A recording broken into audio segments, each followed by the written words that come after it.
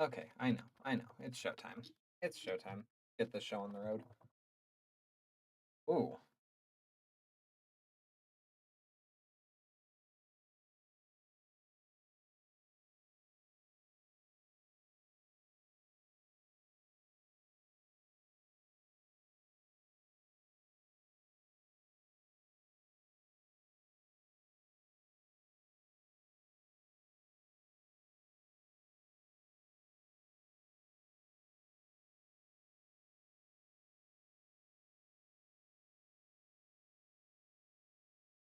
Oh, Bob, you love my voice.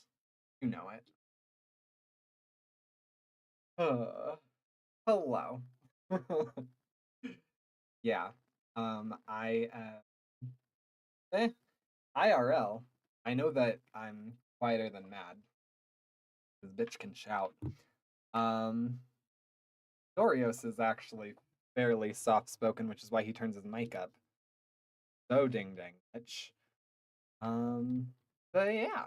So hello. Problem. Have a non-matching. I have mad at 20 volume, and you're about the same loudness at 100. Because I don't shout, sir. I feel like people can calm down for a second and just listen to what I have to say. That said, my mic might be a little low. Ugh. Yes, no. Mad needs to shout. That's how she gets her attention. But not I. Not I. Not here. No. People can calm down and listen to me. Yes. I was trying to be ready. You get your attention other ways. You'd know all about that. Know how persuasive I am. I was trying to make sure that I had everything up and ready, but that didn't end up happening because everybody in this house is streaming tonight. And yeah, doesn't normally doesn't normally pan out that way. I'm just making sure everything is good and c'est bon. Okay, cool. Um Also, Bob, if you get like stream fatigue, I know that you're in everybody. Uh, feel free to dip or whatever. Not me telling you to leave, but you are oh so supportive to absolutely everybody, and it must be exhausting because I know just now trying to navigate two other streams was a nightmare. I'm following too many people now. But I dropped for dinner and now I'm done. I mean, hey, oh, you never brought me my sandwich. Hmm. Um, but no, good, good. I'm glad you took a break for the din din. But yesterday was insane. Yesterday there were so many people that were streaming. Literally like half the Vibe Tribe was streaming. Plus, all the stream. I know Sil streamed yesterday. Mad streamed yesterday. Josh streamed yesterday. I mean, Sil starts in 20 minutes, and Josh 2 hours after that. Sil starts in 20 minutes. I thought she normally starts before me. I thought something felt off. Huh. Excuse you. You are supposed to serve me a sandwich.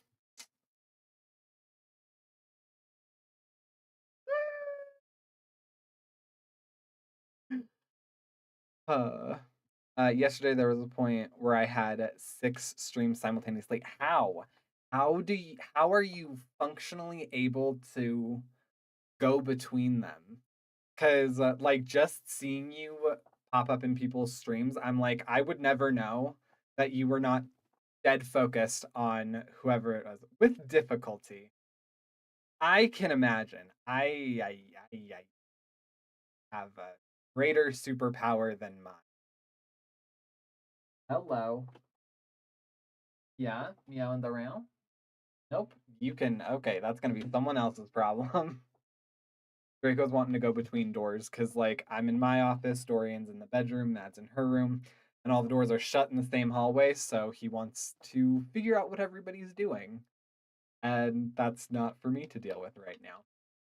What is for me to deal with is the new piece by piece. So I'm going to get right into the game, actually, as opposed to chit chatting about whatever's been up or going on with me. Okay, cool. Yep. This one work? It does. And does it show everything? It does. Great. Okay, cool. Look at me. I took 2 seconds and pro streamer. Okay. Da-da-ba-da-da-ba-da. We still have two-ish, well, between 11 and 12, 12 and 13 half. And I don't know if there's stuff past this point. But we still have like 2.5 years of things to go through. I was looking um in like the menu, and there's still a few like things that we have yet to unlock. So there's a lot more past that point. Okay, perfect. Then let's go ahead and get in piece by piece. Get annoying, but not for me to deal with today. Piece by piece is the halfway point. Okay, perfect. Point of view, Carlos. Approximate word count, 9,000. Warning, sexual content. I did already put that on the warning for Twitch. And if you're watching this on YouTube, then you have so been warned. Carlos and Nick plan and then have their wedding. Oh, cute! That is such a popular theme right now. Golly. Yesterday, Dorian and I went to just McDonald's just to have like a brief quick date away from the house, and we ended up talking about how we kind of feel done going to people's weddings at the moment, and then we started talking about our wedding and about stuff that we have to plan for it. And then uh today in Dorian's stream, he's getting married. Tomorrow in my stream, I'm going to a wedding, I guess. So, you know, just a popular thing right now. And then today we're doing a wedding. So he's getting married right now, right this second. Ah, too bad I'm missing it. It's a shame when you have to miss your boyfriend's wedding because you have your own one to attend.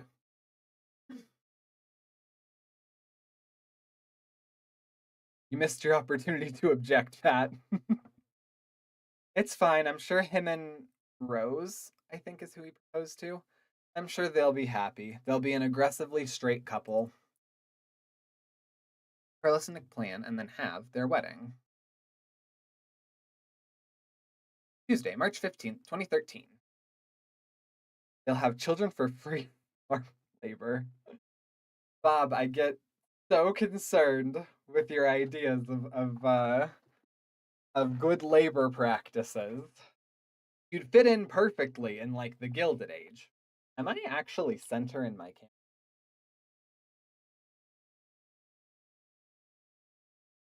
There we go.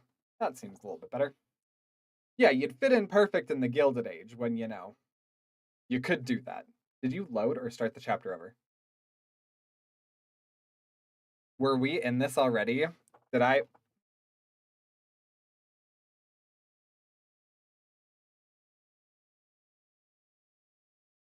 Did I forget things? I might have forgotten things.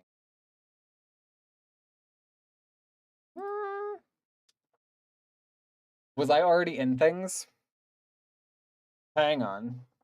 Hang on, I gotta figure out where I was. I mean, you can start over. We can. But just quick load. Was I already halfway through this? Oh my god, I was. I am remembering this now. Okay. I remember everything now. Not everything, but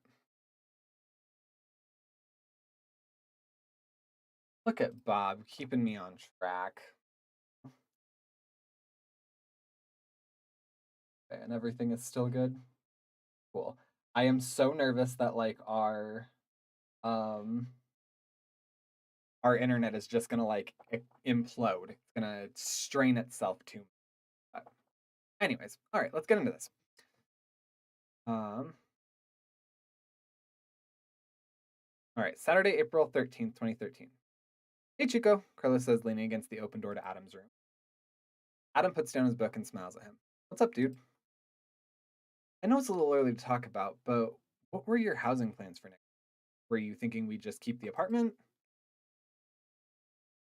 Adam shrugs. I was, but I assume you're bringing this up because you're thinking of moving in with Nick or having him move in. Carlos feels a bit guilty about it, but nods. Yeah, now that we're engaged and since we're clearly staying here and our lease is up in the end of June and his is up in the end of July, seems like a good time if we were going to do it. Adam grins and stands, and Carlos tries not to stare at an Adam in his underwear as he walks up to him. Dude, that's great. He slaps Carlos's shoulder. Are you sure this is okay with you, though, Chico? It feels unfair to you somehow. Well, the prodigal son has to leave the home sometime, right? But of course it's okay, dude. I'm happy I've had you for this long. But of course it makes sense for you to be your eventual husband.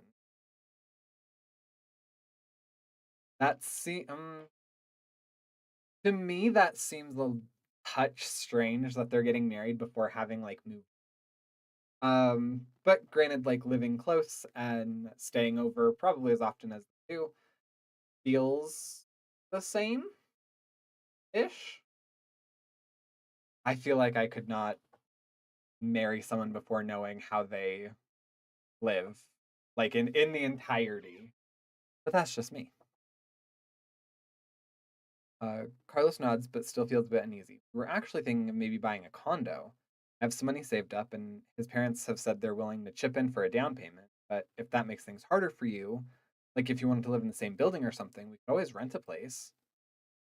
Adam smiles, but seems to think. Well, I'm not in a particularly good financial position to buy right now, given I'm basically just finished school and have a ton of loans still. But you shouldn't let that stop the two of you. I'll try and find a studio or something in a building nearby. You really sure this is okay? Adam puts both hands on Carlos's shoulder and looks into his eyes. Carlos, I'm sure. I'm really truly happy for you to have Nick and that you two are starting your lives together. Okay, but you have to come by a lot, especially for meals. He thinks he's really going to miss cooking for Adam, even if for the past few years it's been for Adam and Nick most of the time. I'll never turn down a patent Carlos meal. Thanks, dude. Carlos nods. Want to look at places with us? And have us help you look for one? Adam pats Carlos's shoulder again before climbing back into his bed. Excuse me, goodness. That sounds like fun. It'll be like we first moved here. It'll be like when we first moved here all over again, and maybe with a little less time urgency. So we'll be able to enjoy it more. I mean, it's April. April. Yeah, okay. I guess that is a less time urgency. Great. And I love you, Chico. I love you too, dude. And congratulations. Saturday, June 22nd. I love how like cute and nerdy Adam looks when he wears glasses. Chico. Hmm? Adam looks up from his textbook at Carlos, sitting at the dining table with wedding vendor pamphlets spread out in front of him. Would it be weird to ask your dad to walk me down the aisle? Adam sits up straight, smiling as he puts the book down and stares at Carlos more properly. You don't think that's weird at all? That's an interesting take. It's these details that I still don't know about for my own wedding. Um, yeah. I mean, there's a lot that I don't know about it, but stuff like that is one of them. I'm not sure how I feel about like semi-traditional pieces of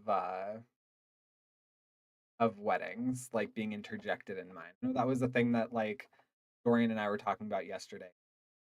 That we probably have to have it close to his family, like at least one of the wedding ceremonies or whatever. Um, and I brought up like I'm not sure a wedding's something that a lot of your family's gonna want to go to because I don't want it to be like I don't want a pastor there. I don't want any God. I don't want like any of the things that his family's weddings are traditionally about. So yeah, don't know how I feel about like any traditional things being injected. It's just he's the closest thing I have to a father, and Nick wants his dad to give him away, so he shakes his head. Dude, I think he'd be honored if you asked him. I know they think of you as their son anyway. You have wedding opinions just like you have proposal opinions. Yes, yes, I have very specific ideas about my proposals either being very funny or very heartfelt. And then as far as like weddings go, if I had my perfect wedding, it would be a destination wedding because I want no one to be able to come. I want to be able to invite everybody that thinks that they deserve an invite. And then when I tell them that it's like in the Greek Isles or something, for everybody to be like, I can't get that time off or a passport or leave the country. And then I don't have to feel bad about not inviting anybody. Not that I really would, because it's my day, so I don't need to feel bad about anything that I do. But yeah, then like as far as the actual ceremony itself, I have no clue what I want said about what it is or any of that stuff. Just a little. I just lost my headphone. Mm-hmm. Mm-hmm. Mm-hmm. Yeah, just elope. Yep. That's I would like a big like party for it, but honestly, I would much prefer like two witnesses, like go somewhere, have a small ceremony, and then like have a honeymoon. But that's just me. Then have a party after eloping. Thank you. Thank you. It's your wedding, so do what you want, including not having a wedding. I agree. I completely agree. No, I have a very close friend who that's what she did.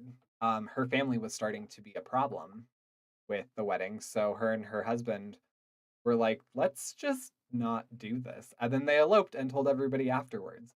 And that is very much what I feel like I would like to do. As much as I want like certain people to be there, my guest list is honestly like 5 people. So I pretty much just want to elope. Um, but if I did that, I couldn't do it as his family would not be very happy with, it, unfortunately. So yeah, we have to navigate that. Find my other headphone for a second. Give me just a sec.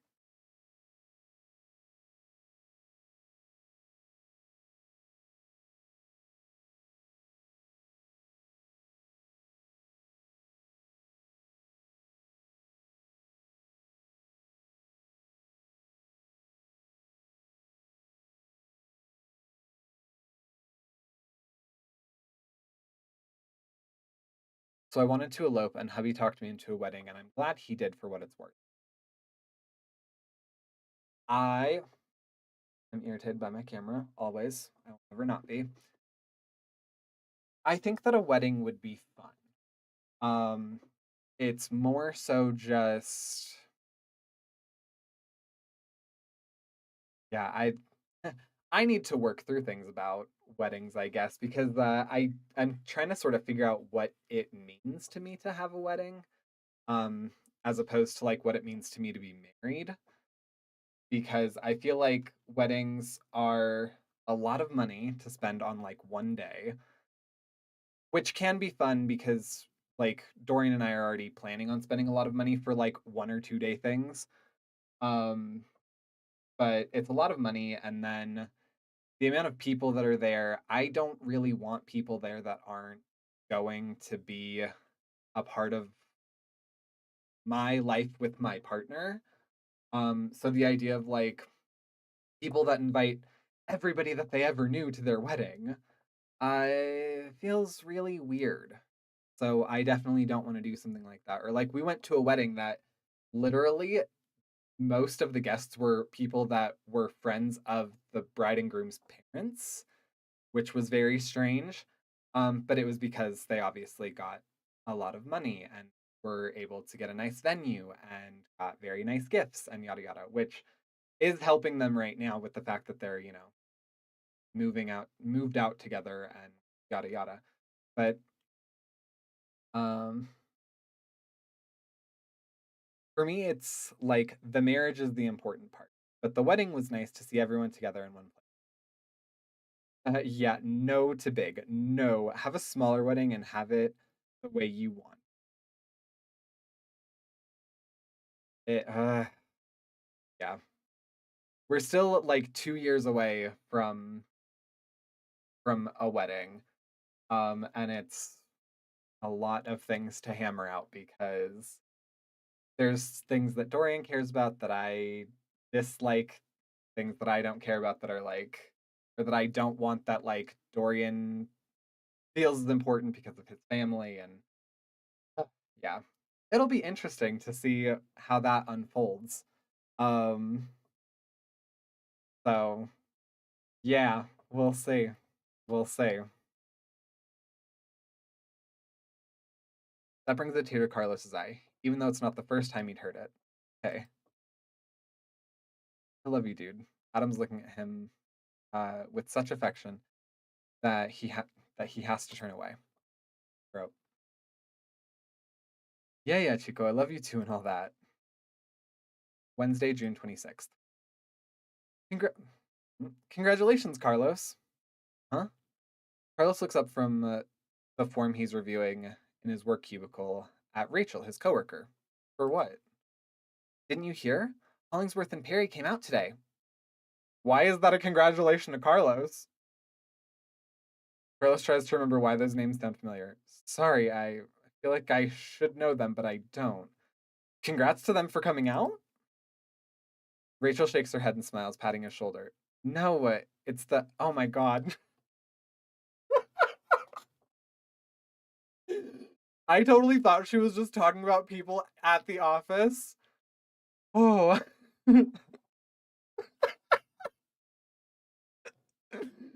No, it's the Supreme Court marriage case. You and Nick can get married now, so congratulations. That's very embarrassing. She walks off towards the break room and Carlos stares after her. Suddenly, the end of the day can't come soon. Later, Carlos bursts into their apartment and both Adam and Nick look up from Smash at him. Surprise. Baby, we can get married! He's a bit more excited than he thinks he should be, but the congratulations he'd kept getting at work today had built up joy inside him over the hours. Adam laughs and pauses the game, and Nick stands walking over to kiss him. It's not quite over yet, babe. Carlos looks at him confused. What? I thought the ruling was that it was allowed.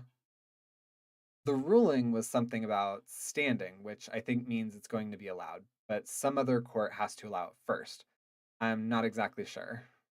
Nick looks about as confused as he is. I think the ruling was that the appeal beyond the Ninth Circuit was improper, so it's returned to the Ninth Circuit to say that their ruling now applies, which was to overturn Prop 8. Adam stands as well, shaking his head. I don't know. I don't exactly understand this stuff either. A lot of bureaucracy. A lot of bureaucracy to just say that something will be heard and then to say that something is okay or not okay. Carlos feels unreasonably disappointed by the explanation. Chico, what does that mean? Is it going to be another 3 months? Nick shakes his head, kissing him reassuringly. I don't think so. This part should be pretty quick, so we can probably start confirming some of those venues or vendors we were looking at. It'd be good to lock in a date too, so Adam and I can make sure we work our residency. Carlos briefly. eh, Carlos briefly remembers that Nick and Adam will be busy again in just about a week, and that's enough to dampen the rest of his enthusiasm, despite the prospect of making solid wedding plans. Oh, right. Adam walks up behind Nick and ruffles Carlos's hair. You know we should go out and celebrate tonight anyway. It's still a big ruling, and even if it's not quite effective yet, we could hit the edge, Carlos says, mostly teasing because he'd love to see how awkward Adam is at a gay bar. Remembering Chris's stories of dragging Adam to Q&A and remembering when Adam had accompanied Carlos to a pride parade. It's 2 for 1 drink night and a musical night. Nick laughs, but Adam just shrugs, not getting the joke. Maybe not a bar. How about dinner? Fine, Chico. Delancey? Adam grins. You just want the Sunday. Hi, buddy. Fun.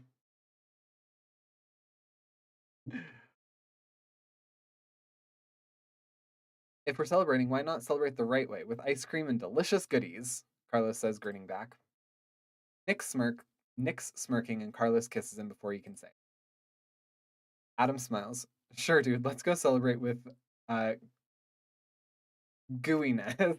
Oh my goodness. I read goodies. That was gooiness. Celebrate that way too. Then he blushes when Nick's breath explodes in a laugh against Carlos's lips. I mean, caramel, dude. Ice cream and caramel. Of course you did, Adam. Nick pats his shoulder. I don't know, Chico. If you're wanting us to celebrate with gooiness, maybe the three of us need to talk about the parameters of our relationship. I can always use a third. Adam turns redder and moves to shut off the Wii U. Let's just go, dude. Thursday, June 27th. Okay, so big or small? Carlos fans out the printouts and information packets they'd collected over the past few months on the dining room table. They try to take advantage of the lull in Nick's responsibilities between graduation and residency for as many places as they could, even as they weren't sure yet what they wanted. Nick shrugs and kisses his cheek. I told you, babe, anything's fine with me. Yeah, but you're the one with family actually coming. He makes the point. You're the one with more friends. Seriously, babe, it's up to you. Carlos scans over the papers in front of him. Maybe something smaller? I never really understood the desire to throw a ton of money. The desire to throw a ton of money at a party, even though I do love a good party. And we have all your student loans to deal with. Thankfully, we don't have to deal with it. But even so, my parents said they'd help pay, babe. Pick what you want, and we can see if it makes sense. Carlos shakes his head, not wanting to take advantage of his parents' generosity. I feel that. No, let's do smaller. I kind of like the idea of small outdoor ceremony and maybe a reception at some decently nice restaurant. It feels more intimate than a larger hall or some extravagant blowout thing. Sounds fine to me. At the end of the day, all I want is to be married to you. Doesn't matter how we get there. Carlos grins. Okay, Elvis impersonator officiant and required RuPaul inspired dress code it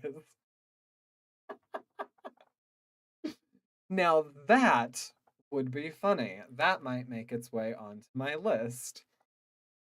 Nick smirks. You don't want me to attempt drag, babe. Fair. That can only end in tears. Probably yours, but if you want to try it, Hannon, I am Nick. Yeah, not pretty on me. Not that I've tried, but don't want to. Carlos kisses him to shut him up, then sorts through the packets, pulling out some for outdoor location. Presidio? Then we can find a restaurant around there. Works for me. Let's just make sure we get a tent in case it rains. Right. Carlos pulls out the printout for the Presidio Park and makes a note. That was remarkably easy. Nick shrugs. Told you, I'm easy. Yes. Carlos grins, his hand finding Nick's thigh and squeezing. Oh, you definitely are, baby. Nick smirks. Only for you, babe. Another similarity.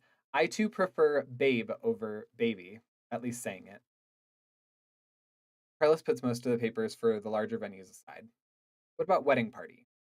He tries to think who he'd asked in. Whew. He tries to think who he'd ask in addition to Adam. He's not sure he's close enough to any of his clubbing friends or coworkers to ask them to a wedding party. That's another thing that I think about is having like the wedding party or like the wedding court, um, and who I would want to ask because your boys knows people, but eh, wedding stuff feels like pretty permanent, and I'm very like I've had friends that I've known for many years. But in the back of my mind, I'm still just like, yeah, people just kind of come in and out of your life, and that's the thing. And I'm like, I don't want anyone in like my wedding photos or something that are not going to be there or like my 25th wedding anniversary or something.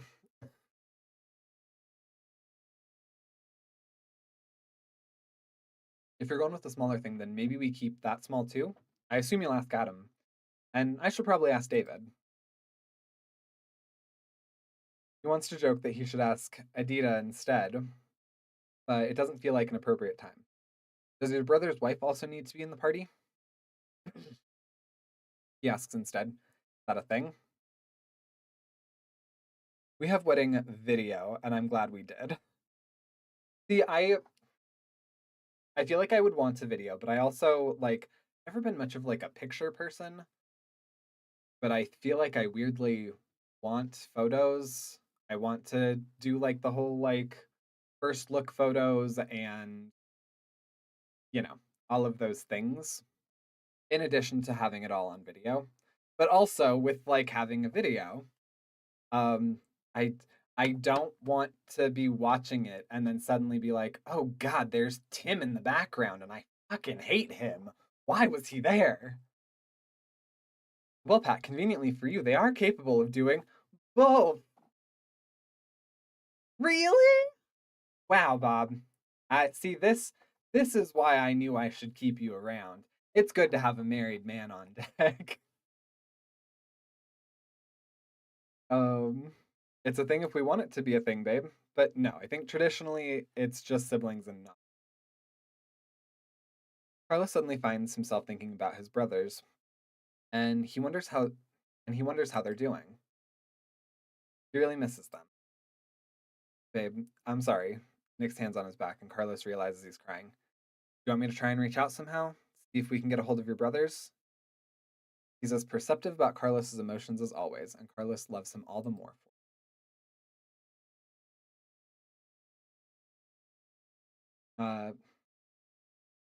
Oh, good, that's actually not showing.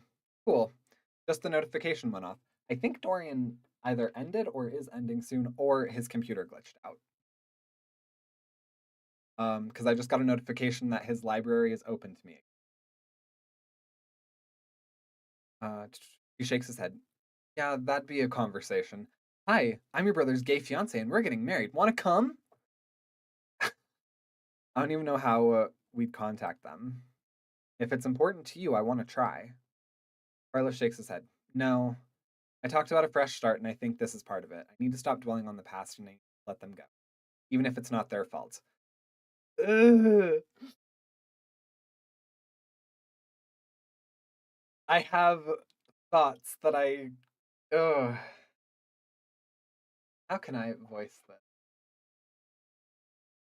I think Carlos wanting to have a fresh start away from his family is a great idea. I will say the bonds between siblings are often stronger than bonds between parents and children. Um, and that there's a unique phenomenon. I guess not unique, but there's a strange phenomenon uh, that occurs across the globe with our zeitgeist, where as things change in popular opinion, even unbeknownst to others, the world sort of has shifting views and opinions. Um, yeah, so I don't know. It might be worth it. I say that as I don't know. I say that hypocritically, I guess. Um, as an adopted child because I have siblings that I did not grow up with that uh, I am close to, and I also am pretty sure I have siblings that I did not grow up with that I do not know. So, semi hypocritical in that idea. But you might be surprised. A new you could just mean not your parents. But that's a whole incredibly long conversation I could also go in. Nick doesn't look convinced, and Carlos isn't sure he is himself, but Nick nods. Okay, so just Adam and David? Carlos wipes his nose, wanting to move off the topic. Yeah, that sounds good. Let's talk about food. Carlos has bro. Carlos has a hard time separating siblings from his old life. But yeah, his siblings are the only part he really regrets. I can understand that. Yeah, multitude of reasons. I totally get the idea of like siblings being a very heavy attachment to a past self and old parts of you. Um and it's very trying to sometimes like build a life with siblings and also be like I remember that we were together for XYZ all of these things. And then as an adult, you were not here for ABYW stuff. You, Pat, who let you in here. This is my stream, madam. Um, but yeah, so I get it, and I get the regret thing. I hold nothing against him for having those feelings and opinions and making those choices. I like it's a hard thing to reconcile with. Are we sure this is Pat's stream? I mean, possibly, maybe not. Hate salt, ban me, daddy. It could be part two of my stream. Well, you're quite a ways away from this point in Yags, so if this is part two, your part one has to be hella long. Do. Nick chuckles and kisses him again, and somehow the pain feels more bearable. Saturday, July 12th. Ooh, is this the day? Is this the day, or is this rehearsal? And please welcome the best man, Jonathan David Price, and best men, Jonathan David Price and Adam James Pruitt. David glares at Nick before he and Adam disappear out the door into the restaurant as the DJ announces their names. Carlos looks over at Nick, confused. Nick seems to be smirking, and Carlos suddenly realizes why he'd insisted the DJ use full names for the wedding party, but not for Carlos and himself.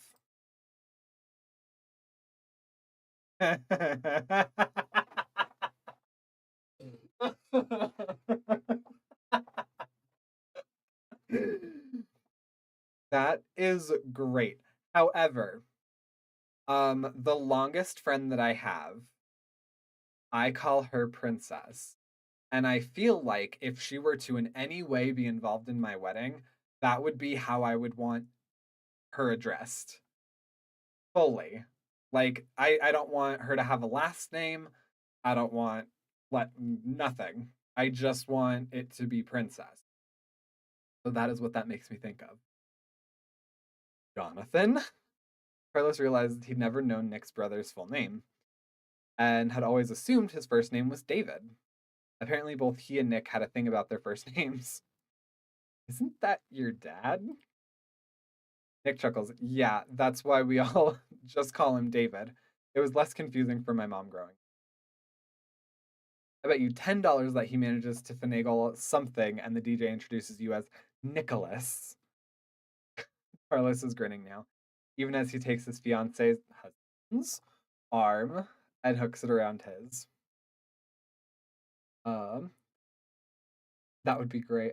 I thought you were gonna say I was your longest friend because of my massive dick.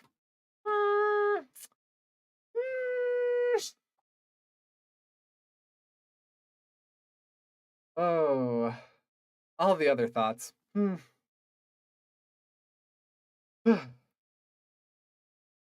Nick cringes. Babe, we're married now, so that's technically already my money. Well, half or something, so $20 then. Nick shakes his head. I know something I can bet that he didn't. Carlos simultaneously blushes and frowns, knowing what Nick's implying. If I win, that means you'll. And if I win, I don't. Doing that thing. Uh huh. That thing that every couple's like, I'll do that for your birthday in 10 years. Got it. Everyone's got that thing. What's in it for me then? You know, Nick says, smirking again as he pats Carlos's arm. And everybody has the other that thing. If Nick's if Nick wins, Carlos has to wear a maid outfit. Canon or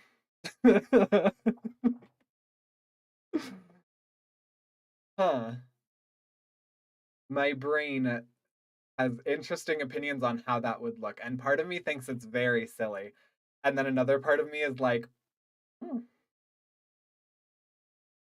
I mean, Mad would say it's canon, but no. I want to know what the things are if it doesn't. I want to know what the canon things are if it doesn't actually say in here. Um, but anyway.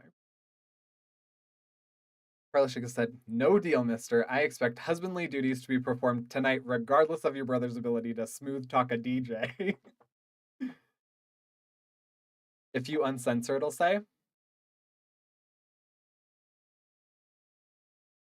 I will come back. Nick chuckles again and opens his mouth to respond, but the DJ starts up again. Instead, he kisses Carlos quickly before they turn to the doorway. And now, please welcome the newly married Mr. and Mr. Nicholas and Carlos Price.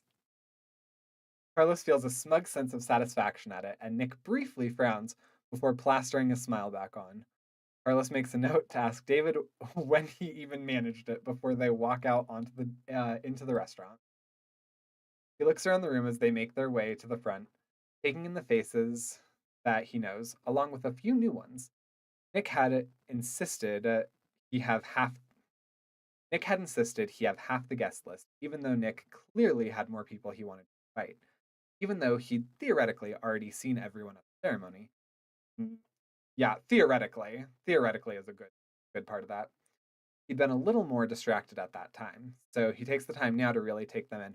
Oh, that's another my brain. Yeah, last night we watched Ghosts, and there was also a wedding. Much less a gay wedding. Kind of. There was a gay wedding and then another wedding in that episode. So weddings are just everywhere now. Goodness, wow. My finger sure is feeling a little cold right now. Oh wait, it can't feel cold. There's no ice on it. Kind of. If anybody watches Ghosts and you're watching this right now, plug your ears and go la la la la la la la for like 20 seconds. Um, yeah, most of the episode revolved around the two of the gay ghosts in the house like getting married.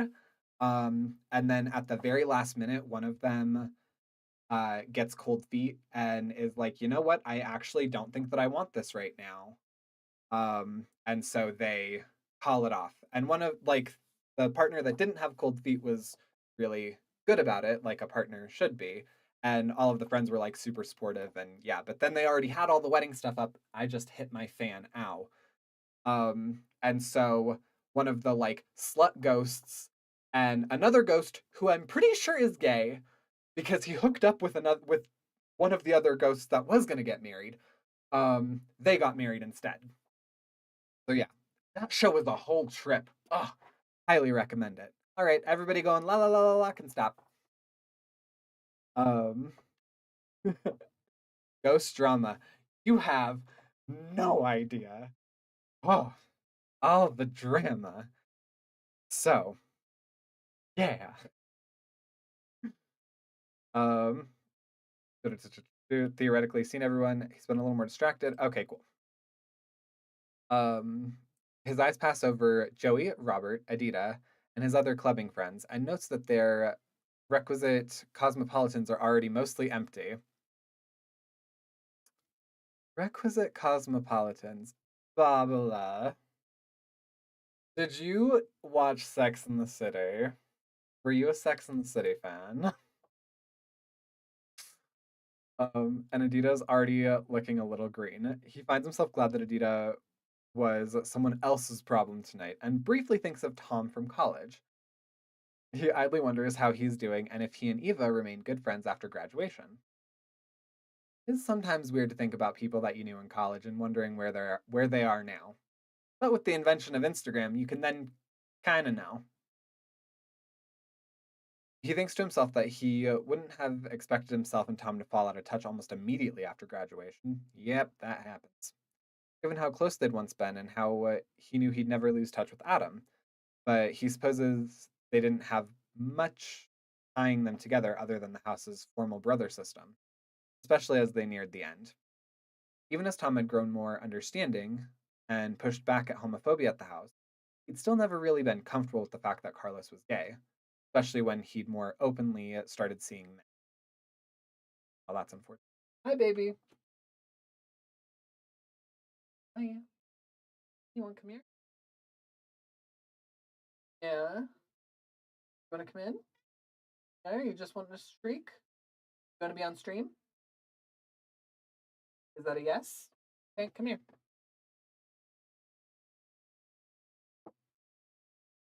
She's a little faker. Yeah, you lay there. All right. His eyes met Nate's.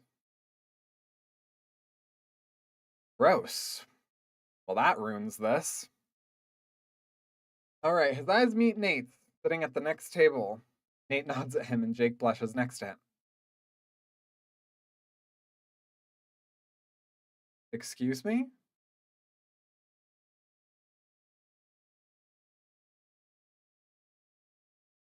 Your favorite table. Um, Nate and Jake are not like. And Dan grins. Okay, okay, okay. Ooh. All right. Nate nods at him as Jake blushes next to him and Dan grins next to them. He hadn't been sure about etiquette of inviting your ex. What? Your ex Dom esque sexual speed dial to your wedding. Uh huh. Uh huh. But Nick, always understanding and somehow never jealous, even when the situation clearly would have warranted it, had insisted, knowing how important Dan and Nate had been in his journey in college, even if they didn't talk as often anymore. I have issues. I have problems with all of this.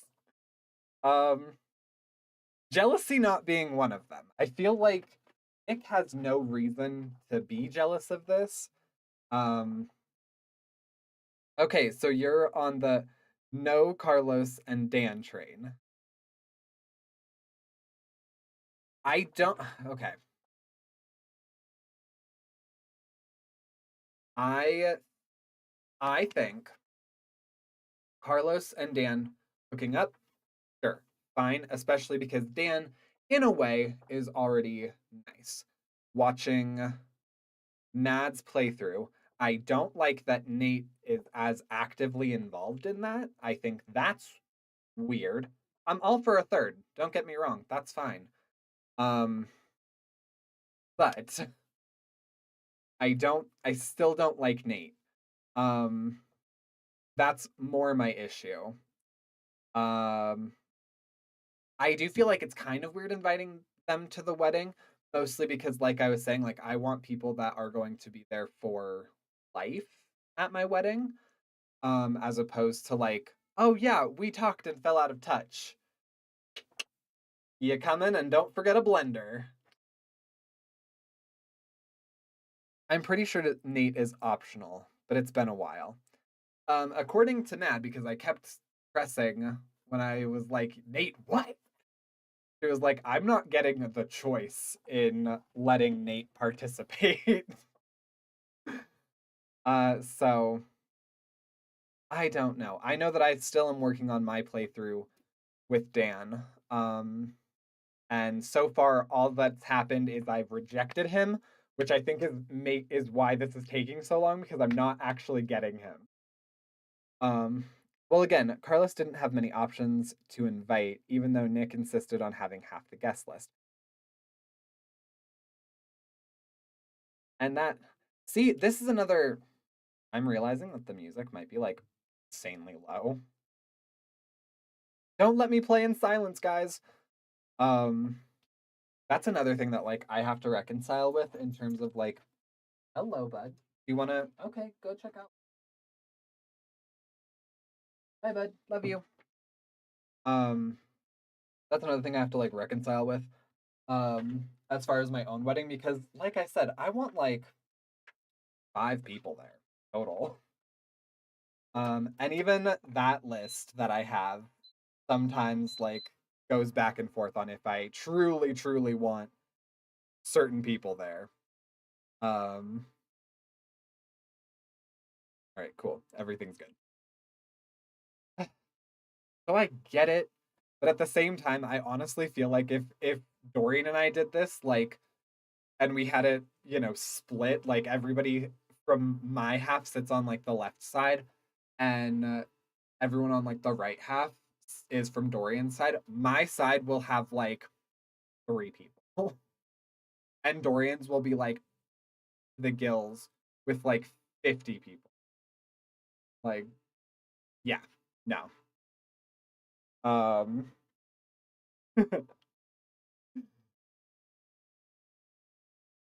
Also, the X Dom esque sexual speed dial.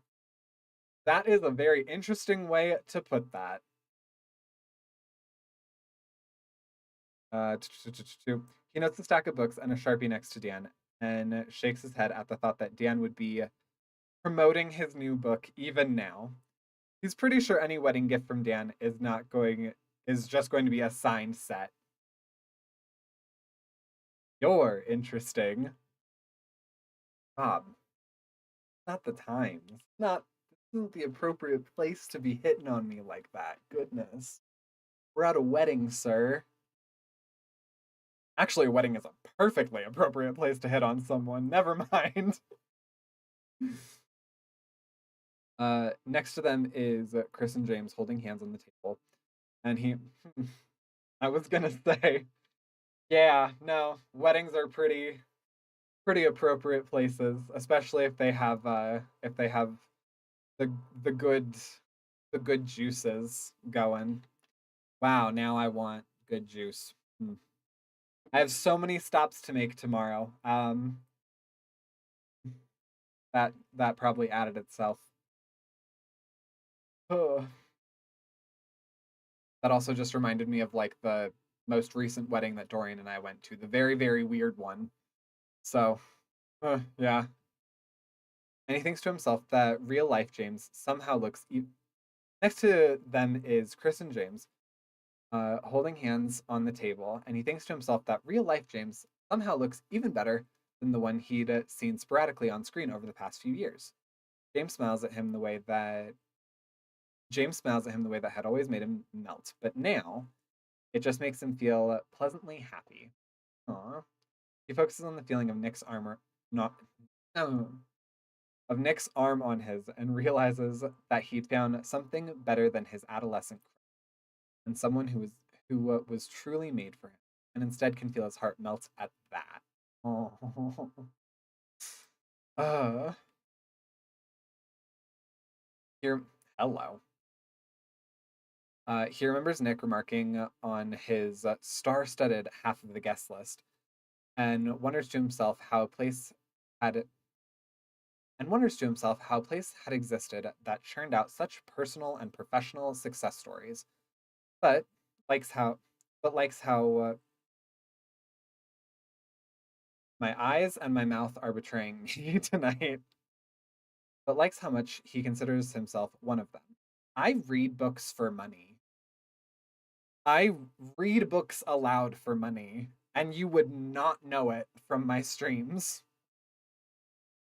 Despite not being rich or famous in the traditional sense, Adam and then Nick have always made him feel like the richest and luckiest man in the world.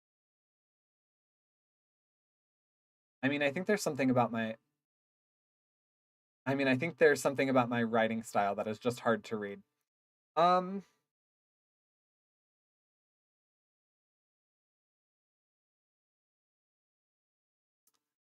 okay, well, bro.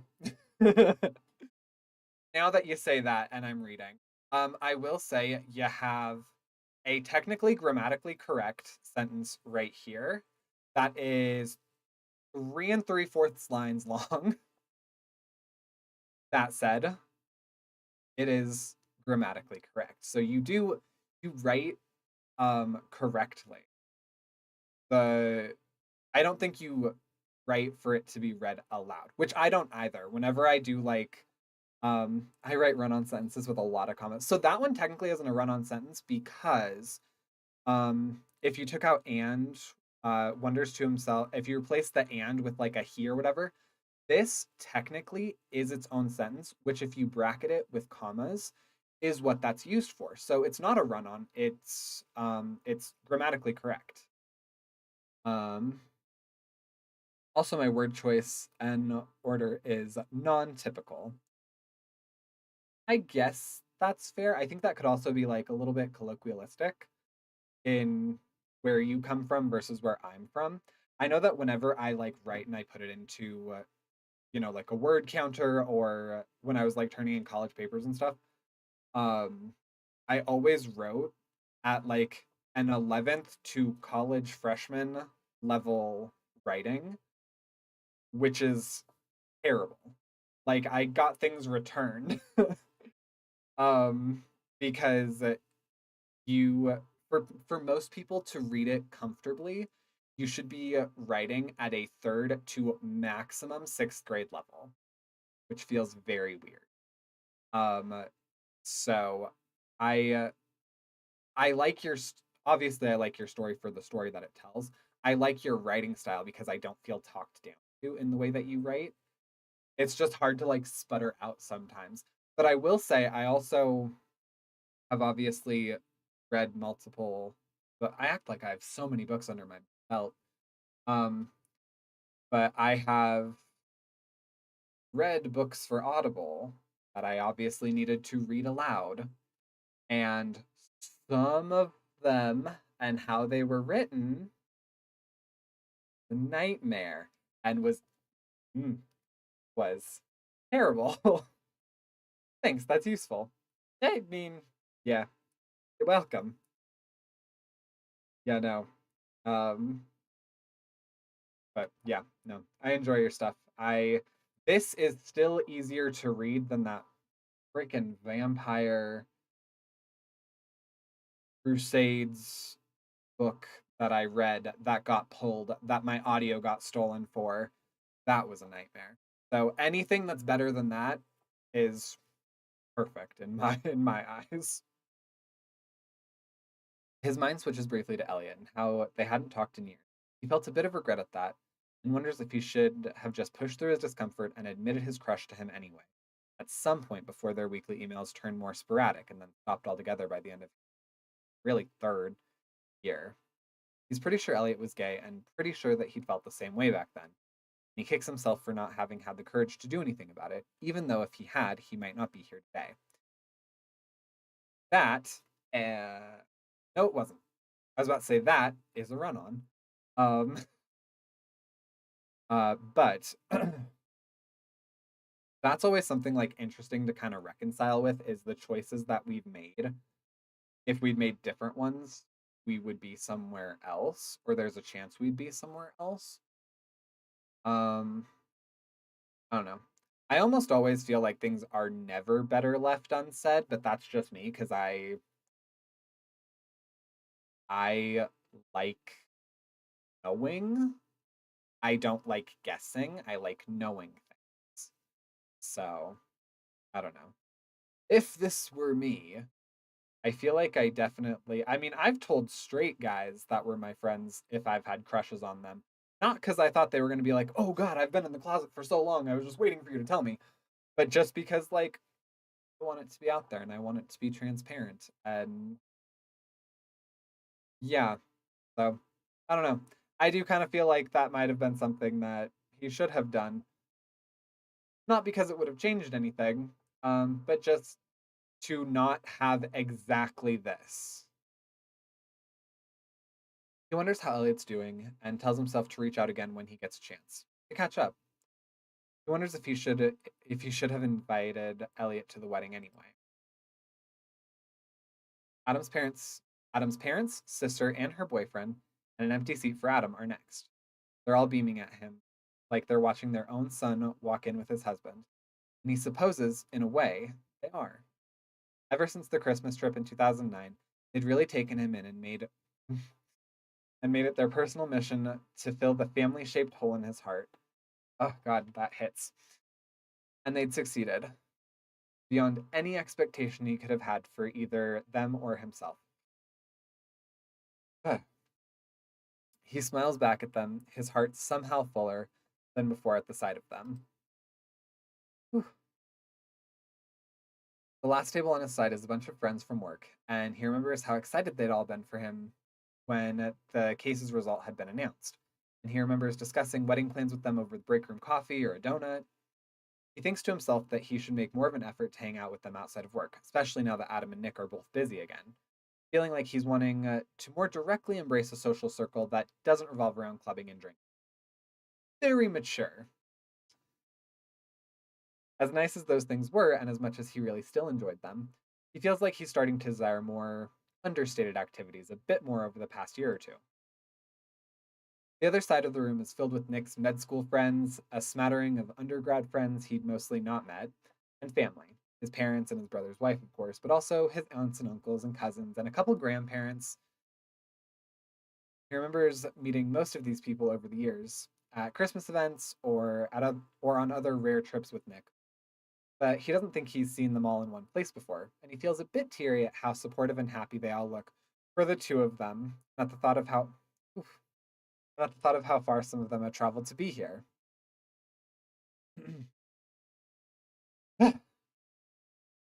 He remembers telling Nick that Wade should be there before Nick had even asked, and he remembers how upset Nick had been when Wade had a work conflict that meant he couldn't make it. He wonders why there's no jealousy anymore when he thinks about it, because jealousy is not a healthy trait in a relationship, and you're in a healthy relation. I, oh, yeah. uh, Words, brain, refocus. Or about Wade. And he realizes it's because Nick has proven to him, and continues to prove to him every day, that Carlos is the only one he has eyes for. A tear does fall at that, and as he quickly kisses Nick's cheek next to him, he makes a note to invite Wade to visit again, so the three of them can catch up.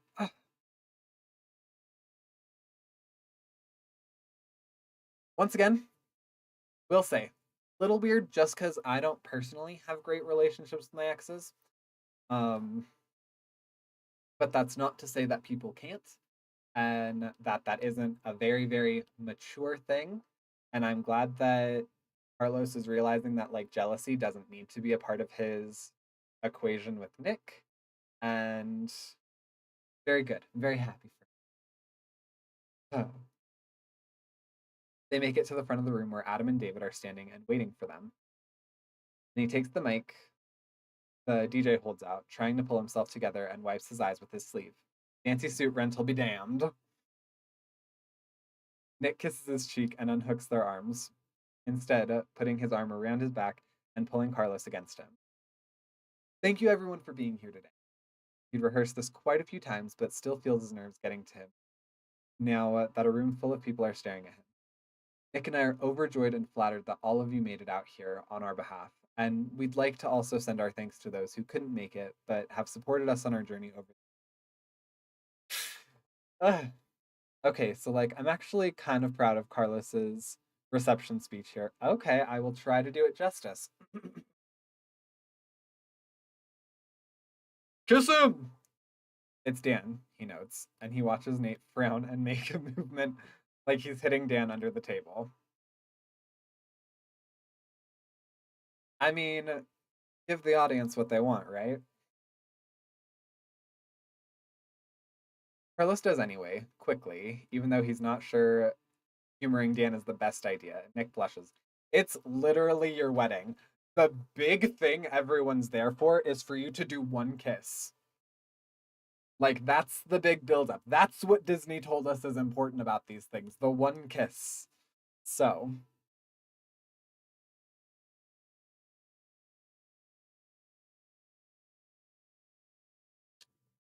Adam,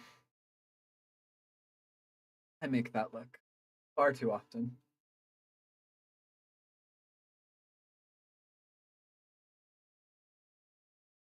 I think all of you know the story of how we met by now, but suffice to say, I was afraid at first. Not because of Nick, but because of my past. I didn't have a very easy time growing up or in college. I probably wouldn't have made it through college if not for Adam here. And I don't just mean academically. He turns to Adam, who blushes. He was the first person in my life who really accepted me for who I was and who showed me love, not despite, but because of who I was. He's more than my best friend. He's more like a brother to me than any of the brothers I've ever had, and I love him even more fiercely. He thinks back to his coming out to Adam and how terrified he'd been. He laughs to himself now about how utterly misplaced his worry had been and turns back to the room. So when I met Nick, and it seemed like it could be the second thing in my life that had the potential to be that serious, I was scared.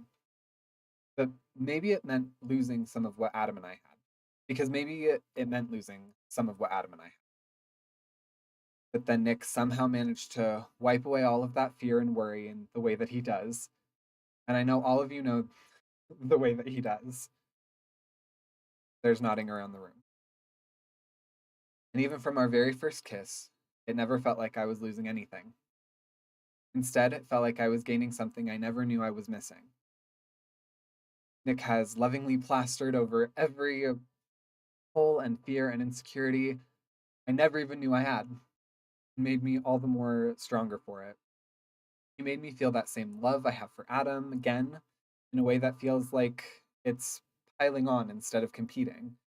And it doesn't hurt that he's also brilliant and illegally handsome. There's laughter around the room at that, and Nick blushes again. When I was growing up, I never dared to imagine a life with another man.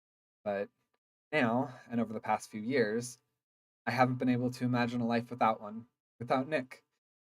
And all thanks to not only him, but to all of you. Kiss him again. Ow! Nathan!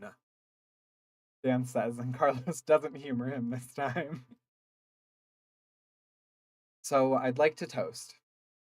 He realizes he forgot to grab his glass, but then Adam, holding one out for him, and Nick grab his from the table. To family, especially found family, because all of you are in some way our family. To the love and support that I never thought I'd have when I was a scared queer boy growing up thousands of miles from here, but that all of you have shown both of us in so many ways over so many years. And to all of you for making Nick and I the people we are today.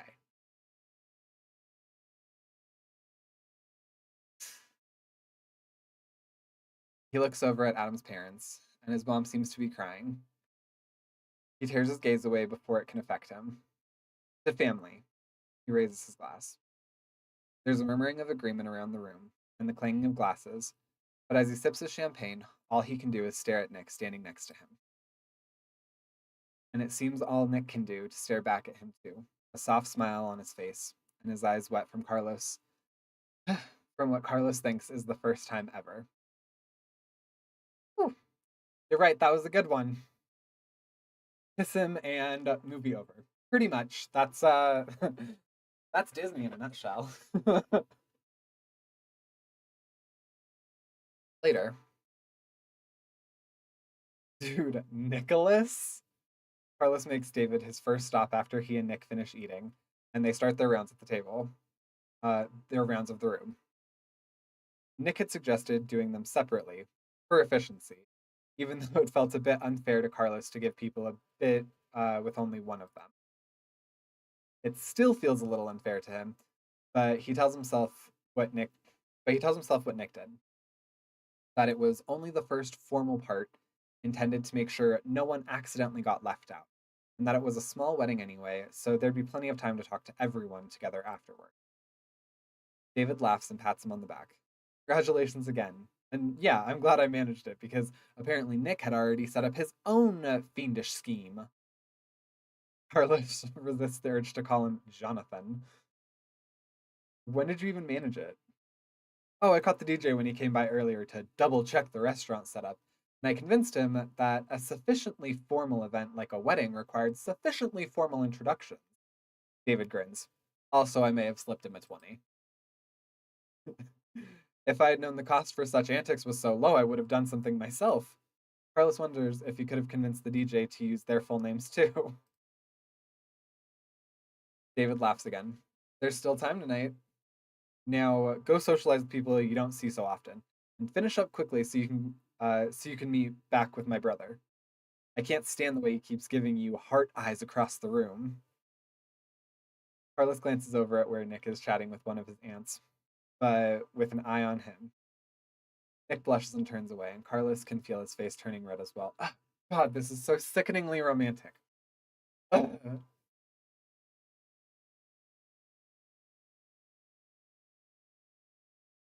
Welcome again to the family, sweetheart. Oh, welcome again to the family, sweetheart. Nick's mom says from next to David, grabbing his arm and squeezing. But he's right. Go talk to people you don't see as much. We're just your family. There's no just about it, he thinks. But he acquiesces, thanking John, Helen, and David's wife, Eileen.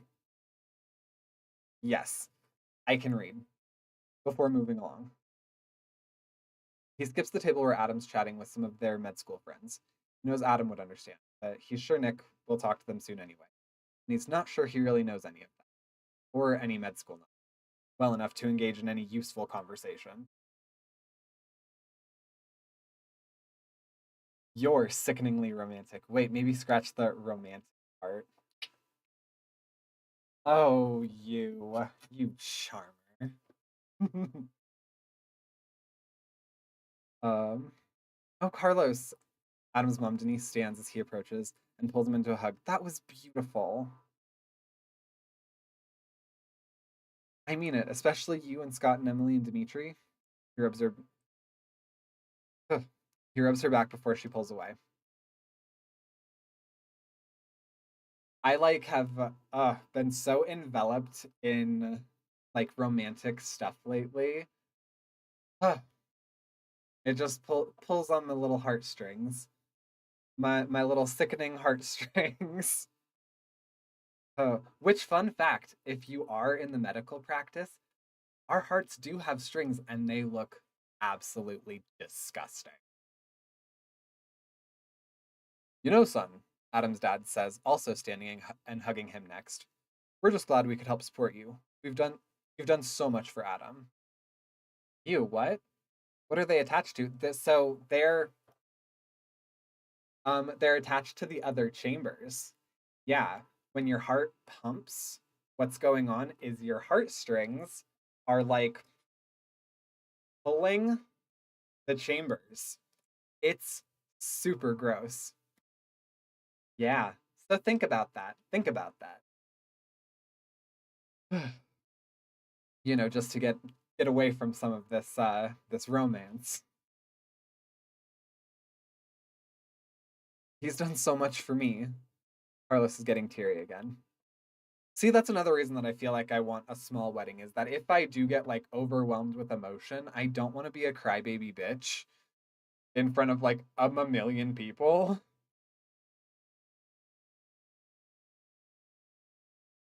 Carlos, both have done so much for each other. It's Emily's turn to hug him now, and she pulls him tighter than Scott or Denise had. Dimitri next to her pats his shoulder. Well, thank you. But move along now. We'll be here all night, and you haven't seen some of these people in years. And he squeezes his arm and pulls Emily away. Thank you for everything.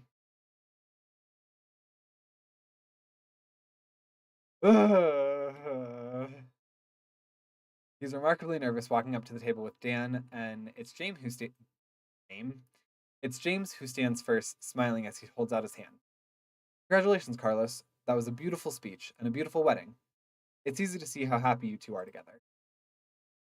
He's momentarily surprised by how verbose, yes, I know words, surprised at how verbose James is being, and shakes his hand, even though he'd seen James speak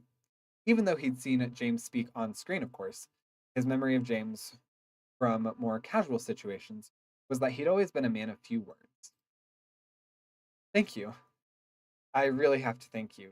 He looks around the table. Dan winks at all of you for everything.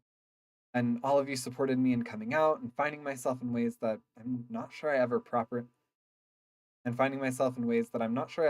thanked you for. You mean sex, Dan says, standing and grinning, and Carlos blushes despite himself. Nate hits him again, but it doesn't work this time. Maybe in the be quiet, Dan, James says. Carlos does Carlos doesn't Carlos doesn't think he's heard that tone from James before, but he appreciates it anyway. Dan, too, seems a little taken aback, shutting his mouth, but still staring suggestively at Carlos. Dan's down to be a third. Favorite guy, I know. I noticed. Congratulations, Chris and Jake both say at the same time. Chris smiles and Jake blushes at it. Thanks, dude. I didn't realize you two lived in the city. Nate and Jake. I think I probably should have. I think the last time you asked I was still in New York, Nate says, pulling Jake close to his side. I just forgot to let you know I forgot to let you know I'd moved here. I don't know how it slipped my mind. I apologize for the oversight. Yeah, you don't know how keeping up with friends slipped your mind? Uh-huh. Cool. Yeah, definitely. That seems like something that you totally would just not mention. Uh-huh. We should probably get lunch sometime. It'd be nice to catch up more properly. Nate nods. It would. I'd like that. Would you? Would you? He looks at Jake, who smiles and nods. We'd like that. Oh, would you? Would you? The two of you? I'm fine if we have lunch with Jake. That's fine. That's fine. You're ruining the wedding, sir. Please leave. I'll come. I'm going to be here a lot to promote my book anyway. And also because there are some interesting bondage clubs here that.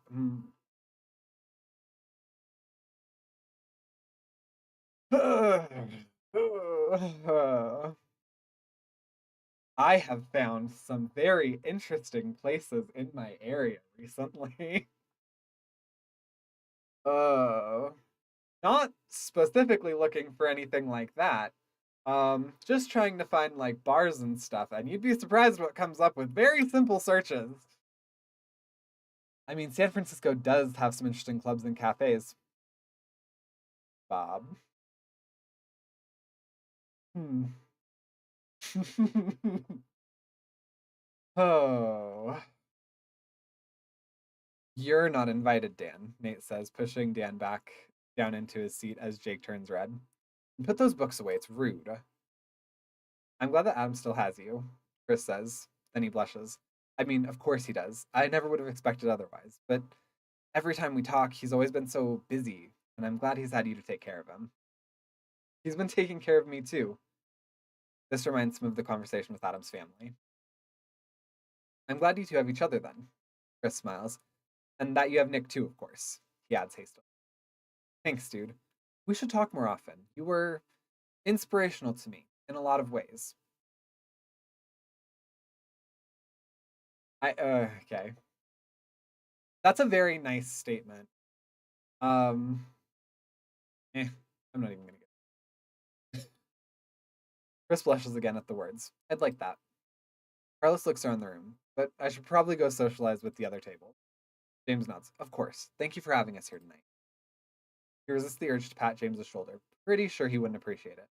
Thanks for coming, dude. The tables with his the tables with his dance friends and coworkers are quicker. He sees those people every day, or at least a few times a month anyway. So he just thanks them for coming before he heads back to the table at the front. Nick seems to finish up around the same time and joins them shortly afterward. It's amazing to see all these people again. It is. Nick agrees. You haven't met my grandparents yet, right? I haven't. He remembers that they were supposed to drive out to see them from Nick's parents last Christmas, but the weather had prevented it. Nick takes his hand and pulls him to his feet. Come on. Nick pulls him to a table with some aunts and uncles he recognizes and an older man and woman. They start to stand. They start to stand as they approach, but Nick shakes his head. Oh no, you don't. Sit down. You're not go. You're not getting it. Sit down, or you're not getting introduced. Wow.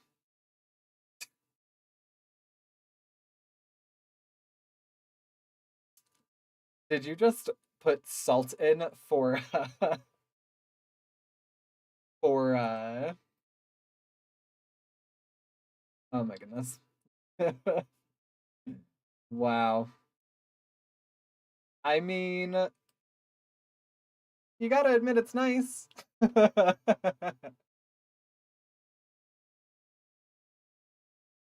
Bob, we've had this discussion. You secretly love salt. You just don't want to admit it because you think that it makes you sound gross, but you're in good company here.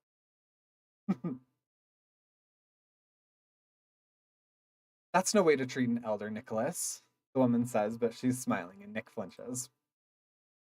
This is Grandma Price and Grandpa Francis? Sure. My dad's mom and my mom's dad, respectively. It's very nice to finally meet you, Carlos, she says, holding out her hand and pulling him down from what turns out to be a hug when he takes it. She's stronger than he would have expected. Nicholas bagged a cute one. Oh my goodness. That's what you want? What? Oh, for him to get banned again? Hey, look, we have a second because Mad didn't bag second. Welcome in, Plague. Titapatitapatu. Carlos blushes, holding back a laugh as Nick sighs next to him. It's Nick, Grandma.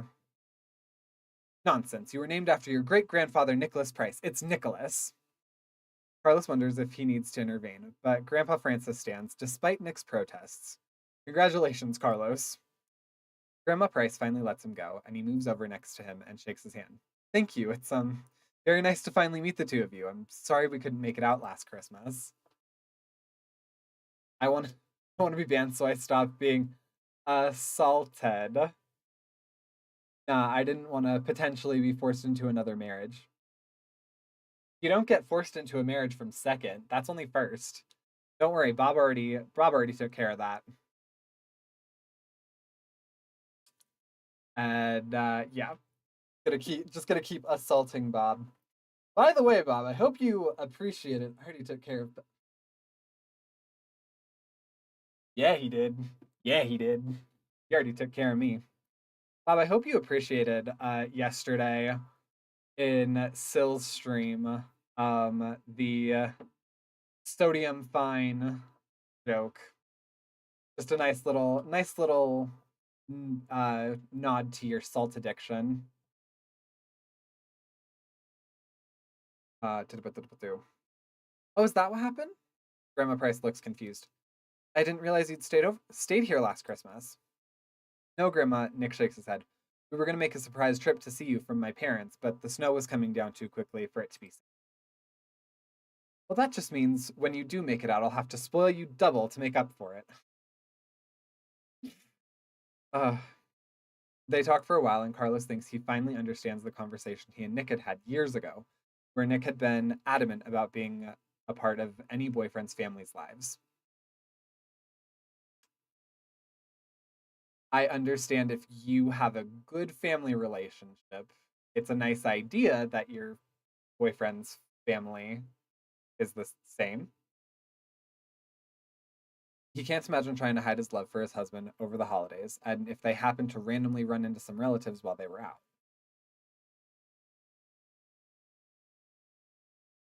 No, thank you. Boo. Um, I'm doing I'm doing great. A tad sleepy. How about you? I think Bob is a slug or a snail. No, snails are cuter.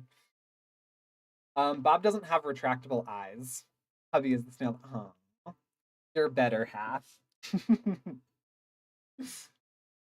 Oh wait, since you were first, does that mean me? Does that mean me? I'm the cuter one? Bob.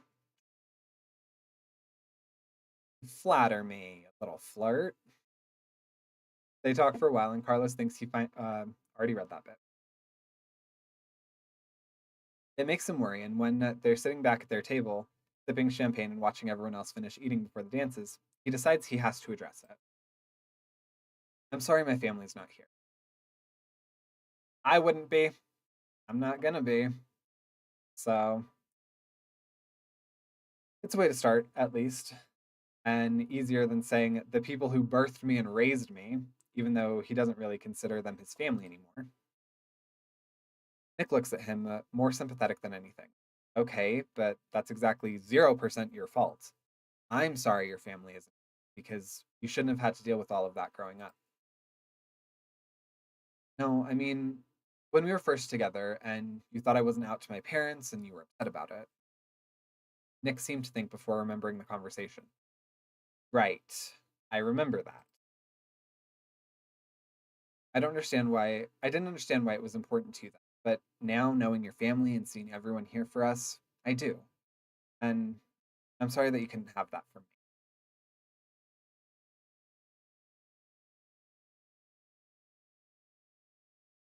There is hmm,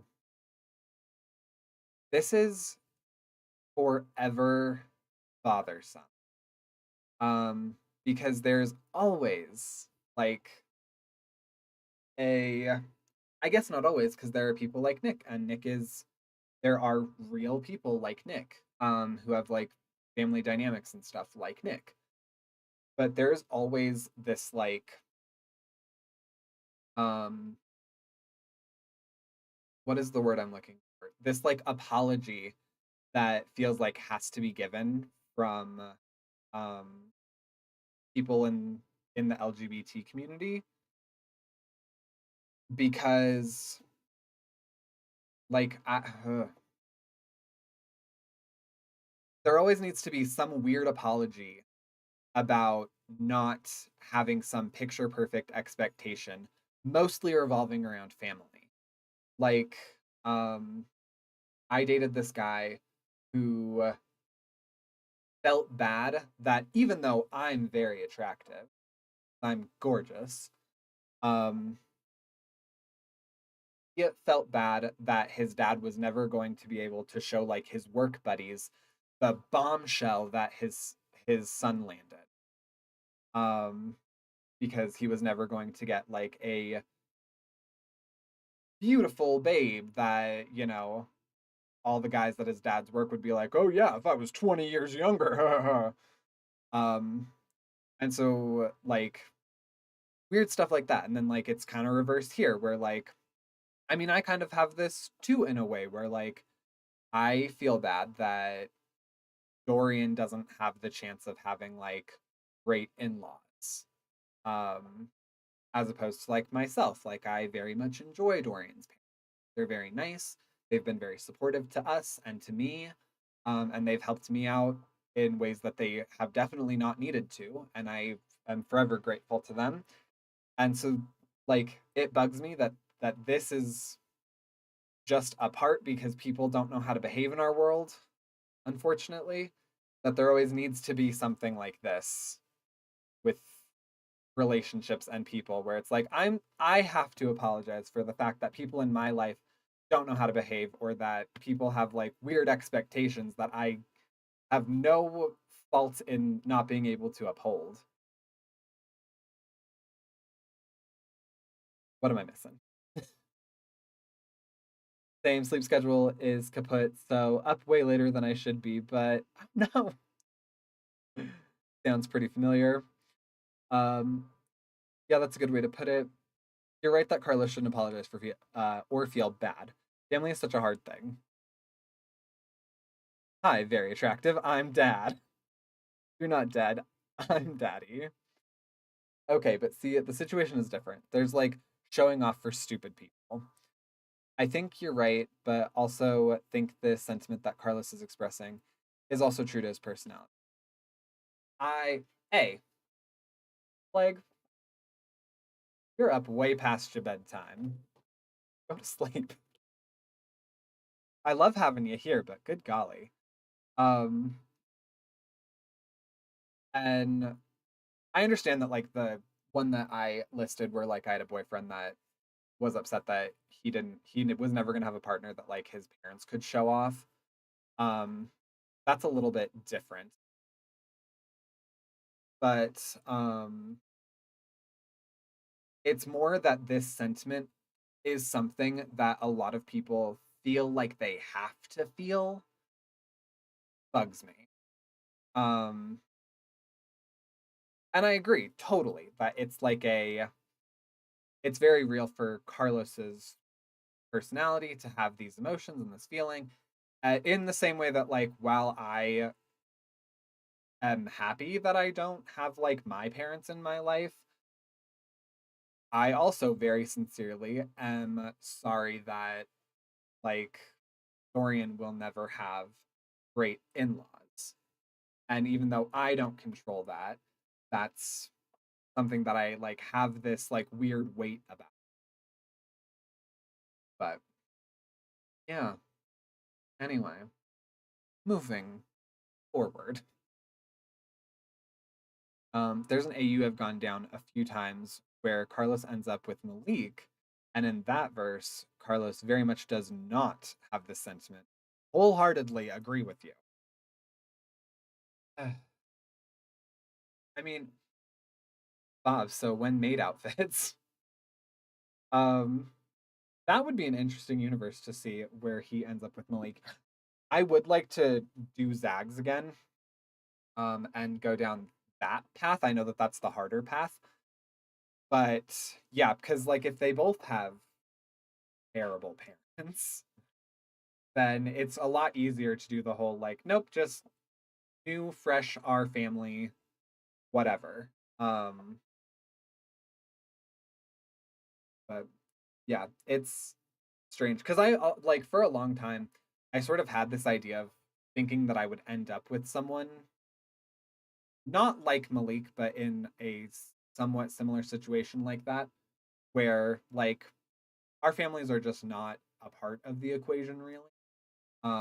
And that would be like my best path to happiness because it would be something that I'm not comfortable dealing with that I then would not have to. But also, since I'm more in a situation like this where I just have shit friends, but my partner has a great family, um, I am very happy. It just has, like I said, it has that weird weight on it too, where like because other people are crap, I have to feel like I'm now not bringing something to the table that my partner did.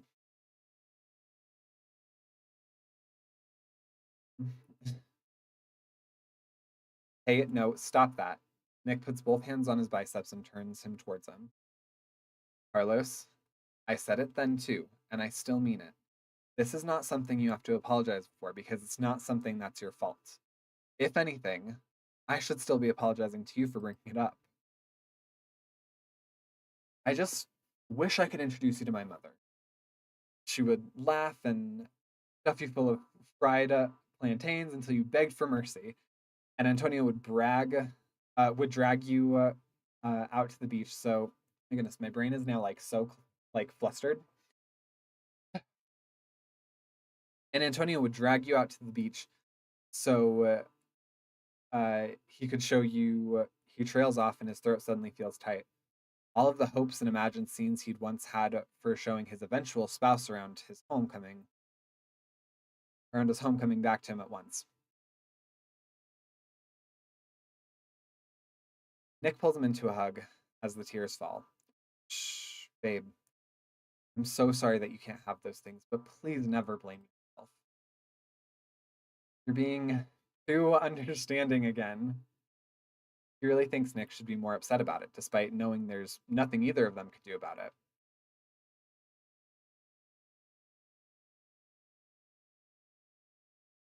I always want to be understanding with you. He inhales shakily. I know, I don't deserve you sometimes. Hey, you stop that right now. You are my husband, and it's our wedding night, and there's nothing we deserve more and every night than each other. He rubs Carlos's back. And maybe some of that cake, because I never knew cake could taste so good. Carlos laughs despite himself. Yeah, and it costs more than the park permit, so it better be good. Want me to get you some now? Carlos feels scandalized. Nicholas Edward Price, you are not cutting the cake before it's time. Nick just smirks at him. For that, maybe I will. Carlos wipes his eyes and kisses Nick gently apologetically. Thank you. For what? For you.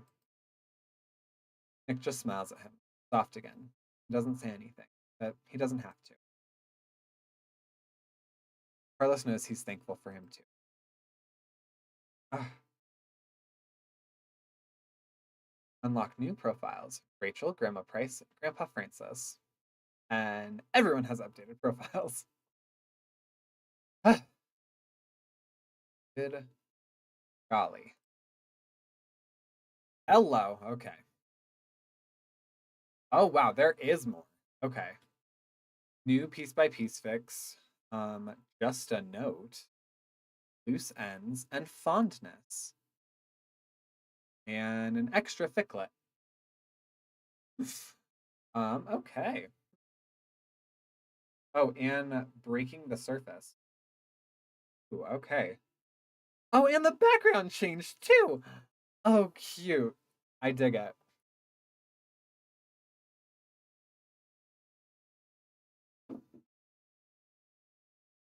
Mm, I am debating what I want. Mm,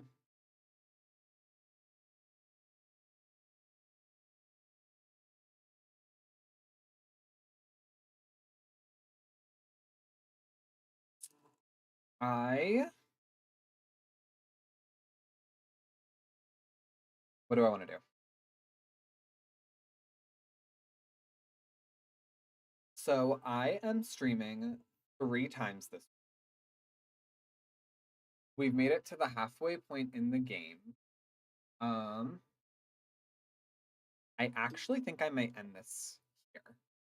I know we are not even really grazing 2 hours, but A, it's hot. B, that was emotional. Which was very nice. Thanks for stream. Fair enough. Yeah. Um, yeah.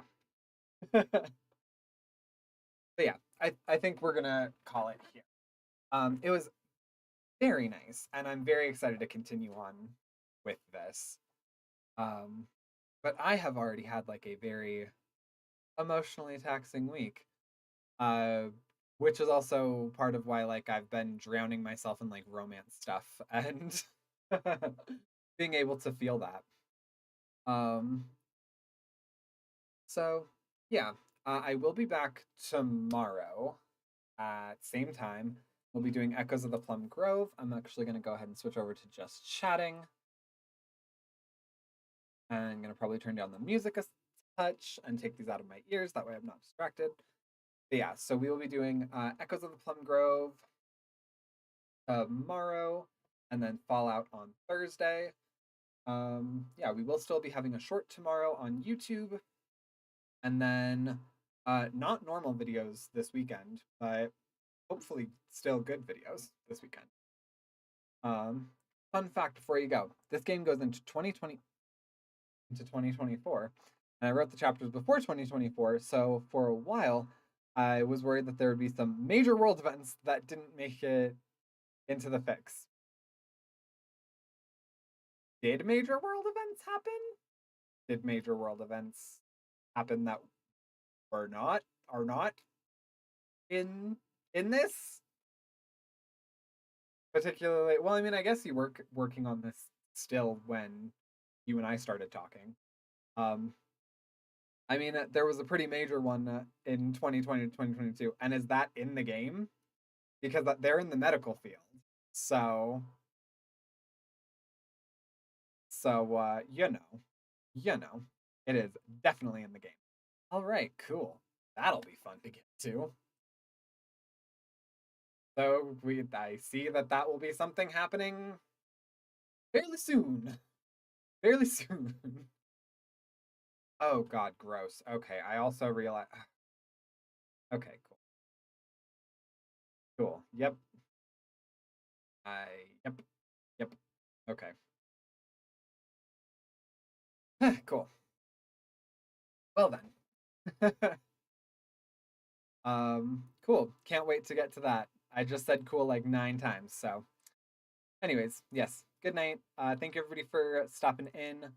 I will eventually get back to raiding out. I was thinking about trying to do it tonight, but I feel like I kind of don't want to deal with the hassle on top of the fact that I am sweating so hard. So yeah, I'll see you all tomorrow. So have a good night, everybody, and bye.